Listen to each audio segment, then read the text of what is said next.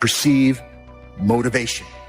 You're more motivated. So the deal is, for yourself, sit back and reflect, being mindful of the choices you have, and talk about being a success seeker rather than a failure avoider. It's all how you talk, how you communicate to yourself and to others. You just can't turn on passion. You can't just turn on the desire to execute a task. It just doesn't work that way. And honestly, that isn't even what motivate means. To motivate actually means to provide a motive, a reason why.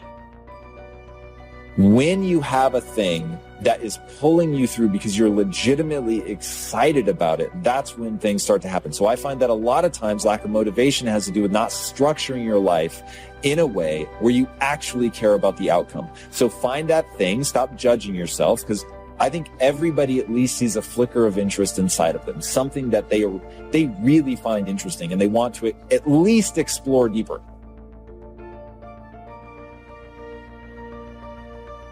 Always go to something bigger than yourself. I'm wondering if you've been defeated because you have been giving yourself wholly to something that was too small to hold you.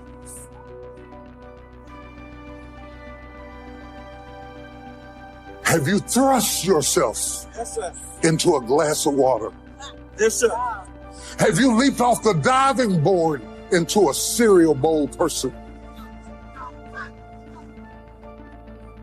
Are you not guilty of immersing yourself into things that were too small to hold your vision? My problem is so many times you've thrown big ideas at small people. You've given big commitment to cereal bowl people. And you're trying to get your sight back from a source that's too small to support what you're willing to put in. Is your investment bigger than the bank? You should see the way you're looking at me. Is the reason you keep being disappointed by people is that you have wholly thrown yourself into something that was too small? Don't let that happen. Get aggressive, be vigilant, attack, and destroy the weakness in your head. Go. Everybody wants to do work when they're feeling strong and they're feeling refreshed. But what's more important is when you actually do the work when you're feeling tired and feeling weak and feeling lazy. When you have those feelings, it's even more important to step up and get some. There are areas within myself where I cannot compromise. I have to hold the line. I am going to work hard. I am going to train hard. I am going to improve myself. I am not going to rest on my laurels. I'm going to own my mistakes and confront them. I am going to face my demons. I'm not going to give up or give out or give in. I am going to stand. I am going to maintain my self-discipline. There will be no compromise. Not now, not ever. Turn your wounds into wisdom. You will be wounded many times in your life. You'll make mistakes. Some people will call them failures. But I have learned that failure is really God's way of saying, excuse me, you're moving in the wrong direction. Real work is to figure out where your power base is and to work on the alignment of your personality, your gifts that you have to give with the real reason why you're here. That's the number one thing you have to do, is to work on yourself and to fill yourself up and keep your cup full. Keep yourself full. Now, I used to be afraid of that. I used to be afraid, particularly from people who say, oh, she's so full of herself. She's so full of herself. And now I embrace it. I consider it a compliment that I am full of myself. because you only when you're full, I'm overflowing, my cup runneth over. I have so much to offer and so much to give. And I am not afraid of honoring myself. You know, it's miraculous when you think about it. We are busier than any other generation we have seen in the last 300 to 400 years. We are so busy. We are busier than a one-arm wallpaper hanger. We're just busy. You'll get it later. Don't worry about it. It'll hit you in a minute. We are just as busy as we can be. And we think because we're busy, we're effective. But I want you to challenge your schedule for a minute and ask yourself, are you really being effective, or is your life cluttered with all kinds of stuff that demands you and drains you and taxes you and stops you from being your highest and best self? And are you substituting busyness and all the chaos that goes along with busyness from being effective? Let me tell you, a bunch of scientists got together and they began to do some research, and they begin to determine that 80% of the things we do are busy things that we do in an area that is not effective, that the average person only spends 20% of their time doing the thing that they are really gifted at. Bees do. And let me tell you something, that means getting up early, going to bed late. That means you don't go to sleep when you're tired, you go when you're done. If you just decide, I'm going to keep my word. If I say something, I'm going to do it regardless. Being more disciplined. Find something that you can look at your life that you say, hey, I know I've got a problem in this area, being late, procrastinating, not taking care of business, being seriously not serious. I need to deal with that. I guarantee you, if you're wondering why it is that everybody else has this and that and this, and why you don't have, I guarantee you that if you take an inventory of your actions, they equal what you're getting. Period.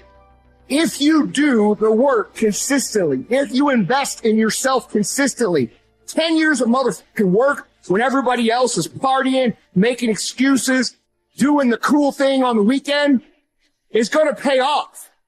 99% of people are not willing to do what it takes to make their dreams come true. The Marines have a saying, everybody wants to go to heaven, but nobody wants to die.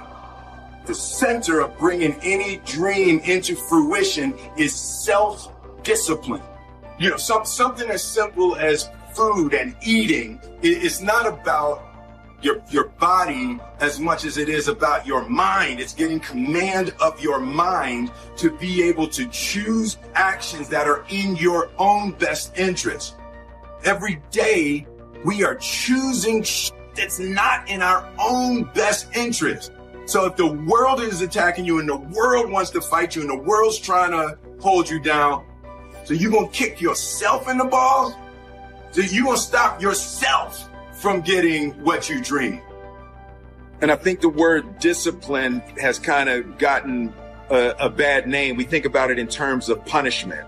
I'm not talking about discipline in that way. I'm talking about discipline in the sense that you forego immediate pleasure for the exchange of long-term self-respect.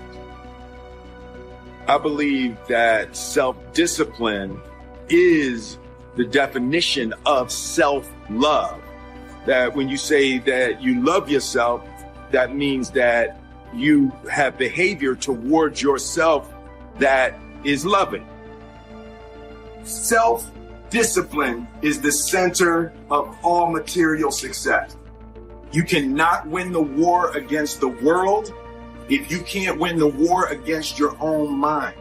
Your life is a physical manifestation of the conversation going on in your head. So if you said nothing but thought everything, your life is going to show up to make your thoughts true. So you have one job. You have one job in your life for you, to make what you think about life true so that you're not wrong. You don't want to walk around wrong. You want to be right about the life you see. So you're going to work hard to produce the life that you talk about in your mind. Whether that life is no one loves me, I'm all alone. You can be in a group of people and you will think, I'm so alone. And you will feel alone and things will show up to co-sign your loneliness just because you're looking for that. And so if you start with, I'm going to say the mind, like the mind is that thing. The mind is the core engine. It starts all things. It shuts all things down. When I start thinking something different, I'm like, hold on, stop. I want to think something. I shut down that behavior. I shut down that outcome. When I birth something, I birth it in my mind. I focus on my mind. I see myself there in my mind. Before I got on with you, I was doing guided visualizations. I'm recording them. So people, and I mean, they're juicy. And I'm saying, see yourself here. Because if you can see it, and then the key is evoke the emotion as if you were there. Yep. Right? And that's why people who are sad all the time are sad, because they're thinking of things that make them sad. And then the emotion follows the thoughts.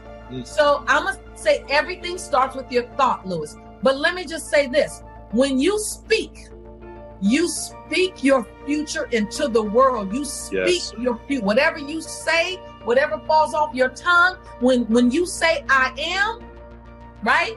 The unconscious mind says, and you are so. Whatever comes on the other side of that. And so you ask me a hard question, which one is most important? It starts with the thought. I think the thought is that's where everything originates.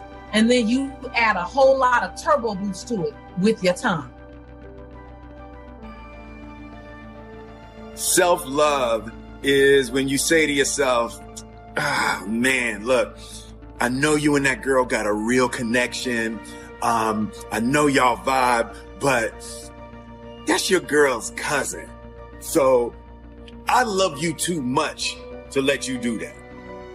It's like you say to yourself, hey man, look, I know you want to eat that pizza and it'll be really good, but I can't let you eat that, man. Cause if you eat that pizza, you're going to feel like, and I love you too much to let you eat that. Self-love is, hey, look, I know you got a test on Monday, and I know you really want to go out with your friends. It's Saturday night. You want to go out. But if you fail that test, you're not going to feel good about yourself. I love you too much to let you go out tonight. Self-discipline is self-love. If you want to be happy, you have to love yourself, which means you have to discipline your behavior. The road to sustained happiness is through disciplining your behavior. We tend to base our self-esteem on what other people think. And that's not really self-esteem. Self-esteem is supposed to be how we feel about ourselves. And I was just saying how dangerous it is to allow other people to determine how you're going to feel about you. And it's kind of like looking into a broken mirror. You're going to look in a broken mirror and then change your face to try to look good in this defiled, busted, broken mirror. And it just, other people's opinions is a really way to determine how we feel about ourselves. We are all, in various ways, self-seeking, lacking in wisdom, lacking in courage, afraid of death, afraid of pain. And we all think that's too bad. It's me that's wrong. And if only I could be the right person. Is this man going to tell me something that will help me to change myself so that I will be a more creative and cooperative member of the human race? Everybody wants to be a beast. Everybody wants to be number one. Everybody wants to be the best. Everybody wants to succeed. Everybody wants to have, to be, and do what they feel they've been called to do. The challenge becomes that most of us, when it's time to do what beasts do, we don't do it. See, the way in which we operate, ladies and gentlemen, is a manifestation of what we believe, what's possible for us. Whatever you've done up to this point, all that it really is a duplication, it's a reproduction of what you believe subconsciously that you deserve and what's possible for your life. Most people operate out of their personal history, out of their memory, things they've done, things they've experienced, things they've seen, things that they have observed. What I'm suggesting that you operate out of a larger vision of yourself. I want you to see yourself doing what you want to do, experiencing what you want to experience, having what you want to have, doing what it is that gives your life some meaning and value. Operate out of your imagination, not your memory. There's nothing you can do about the past, but you can do a great deal about your future. You don't have to be the same person you were yesterday. You can make changes in your life, absolutely startling changes, in a fairly short period of time. You can make changes you can't even conceive of now, if you give yourself a chance. Your abilities will grow. You have untapped talents and potential that you haven't even reached for yet. And as time goes on, you'll be able to reach deeper and deeper. The first thing you'll know, you'll be able to do things you never thought you could do. You'll be able to handle things you never thought you could handle. You'll have ideas that you've never had before. Because let me tell you something right now and burn this into the core of your soul. There's always room for the best. There's always room for the best. And if you're prepared to become the best, you can become unstoppable. You can build something other people think is impossible. You can build something out from under a mountain of doubt. It don't matter whose fault it is that something is broken if it's your responsibility to fix it. For example, it's not somebody's fault if their father was an abusive alcoholic, but it's for damn sure their responsibility to figure out how they're going to deal with those traumas and try to make a life out of it. It's not your fault if your partner cheated and ruined your marriage, but it is for damn sure your responsibility to figure out how to take that pain and how to overcome that and build a happy life for yourself.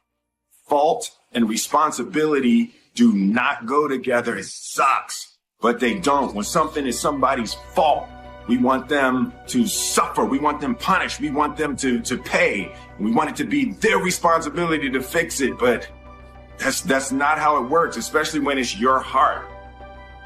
Your heart, your life, your happiness is your responsibility and your responsibility alone. As long as we're pointing the finger and stuck in whose fault something is, we're jammed and trapped into victim mode. When you're in victim mode, you are stuck in suffering. The road to power is in taking responsibility. Your heart, your life, your happiness is your responsibility and your responsibility alone. You can make a person smile, you can make a person feel good, you can make a person laugh, but whether or not a person is happy is deeply and totally and utterly out of your control. The prerequisite for spending time with any person is that they nourish and inspire you. They feed your flame. Look at your last 5 text messages. Are those people feeding your flames or dousing your fire? Put your phone down for just a second and look around. Look to the people around you. Are those people throwing logs on your fire or are they pissing on it? See, when you are not filling your life with the things that you are capable of doing, then there are gaps in your life. And what we do when we're not living out our true identity, we begin to fill the gaps. We fill the holes with garbage, alcohol, drugs, worry, self-destructive behavior. So when you begin to look at your life and you know that you're not doing what you can do because you have allowed yourself to be held captive by your fears. Now, when you don't have a true appreciation and acceptance for who you are, and you allow yourself to be immobilized by fear, what happens in the process is that you begin to abuse yourself. You begin to sabotage your life. You begin to sabotage your dreams. You begin to unconsciously work against yourself. You become your own worst enemy. So what do you do about that? I need a mission. We all need a mission. That's what life should be, is a mission. That's what gives your life purpose and focus and drive and ultimately satisfaction. There's things that you know you're supposed to do as a human being, things that you know are going to improve your life. Do those things. There's things that you know are going to make you a worse person and make your life worse. Don't do those things. And sometimes people ask me what to do if they don't know what their mission is or what their mission should be. And I tell them, if they're in that situation, go help someone. Go help someone else. Make that your mission, because that will make you better and it'll make the world better. And eventually from that, you'll see what your mission is. Well, you begin to realize that your dream and your gifts have so much meaning and so much value for you till your hunger for them will give you a special drive. As you work on yourself, as you begin to acknowledge your true identity, the true power that you have, the true capacity you have to bring about change, the miracle working power that you have within yourself to do the things that you want to do. You only live once, so do what you feel passionate about. The more you can create success rituals, processes, and systems, daily success rituals to activate your motivational centers, your emotional centers, and behaviors, the more you can create daily rituals of how you start a day, how you deal with stress during the day, how you plan your day, how you evaluate your day, how you follow through to the end of the day in a process that puts you in a cycle of success, the easier it becomes to achieve success and to make that the default mode of the brain. So if you want to do something, if you thought about something you want to do, take it head on. Decide that you're going to face it, that whatever shortcomings you have, that you're going to strengthen yourself there, that you're going to get started right now. Do what you can, where you are with what you have, and never be satisfied. Always strive to be more than that which you are. Yeah, don't get satisfied with yourself. Always know that wherever you are, you can enjoy more, that you deserve more. You have not because you ask not. Now listen to me. A lot of the problems I was having is because what I was asking God for was the wrong stuff. I kept going to him too small. God don't give you what you want. He give you what you believe. See, you've been blowing it. If you up your ask, he ups his gear. Lord, help me fix my car so I can make it to work. Why don't you ask God for a car that don't need fixing? Oh, you think that's too big for him? So you don't ask this great God for big stuff because you don't see how you can get it. See, the how-to is none of your business. Show me the scripture where he tells you to figure out how to do anything. He don't ask you the how-to nothing. If I was you, I'd try that. If you keep doing what you've been doing, you're going to keep getting what you've been getting. I believe that the struggle is a part of the process. People who get things without struggle don't appreciate them.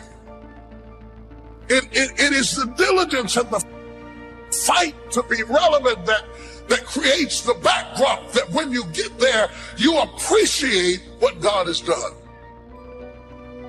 Light loses its relevance without darkness. Pain and struggling are a part of the process. The promise is not powerful if it is not painted on the backdrop of a problem. Most people are not living their dreams because of fear, ladies and gentlemen. I was in Columbus, Ohio yesterday speaking for a particular Ohio department. Young lady named Karen who greeted me, who organized the event. Very talented, very skillful. And she was talking about she wanted to become involved in the consulting business. I say, why aren't you doing it? I said, you have the abilities. I said, you're not here because they like you. You're here because you're doing the job. You're making things happen. And she came up with all kind of ideas, but finally she said, I guess I can't see myself doing it. I guess I'm afraid. Fear, limited vision, and lack of self-esteem is what keep most people doing things they don't want to do. I flew from Columbus, Ohio to Denver, Colorado to a major communications company. And the person that picked me up at the airport told me about the fact that the company was planning on having a major downsizing. And they offered some of the employees there an early retirement, and some of them will earn as much as $300,000. And they said, this is the last time that you can take this offer. If you don't do it when we have the downsizing, you might be among those who will lose their jobs, and all you will get is your severance pay. And only 50% of the people who were eligible to take the $300,000 took it. The others were afraid to take a chance on themselves. The others couldn't see themselves beyond that company. They couldn't see life after that company. The same reason that people stay in relationships where they're abused or they're unhappy or it's unfulfilling. They can't see themselves beyond that relationship. They can't see themselves enjoying life without that person. They think that this is all that they can do. The same reason that people get stuck at a certain level in life. They can't see things being better for them. And they think that this is it and this is all they deserve. This is all they've ever seen. It's been passed on to them. And they think that this is it for them. Oh, no. Everybody experiences extreme stress at some point in their life. I don't care who we are. Something happens outside our control and it hits our life and it knocks us on our tail. It might be a health stress. It could be something with your family.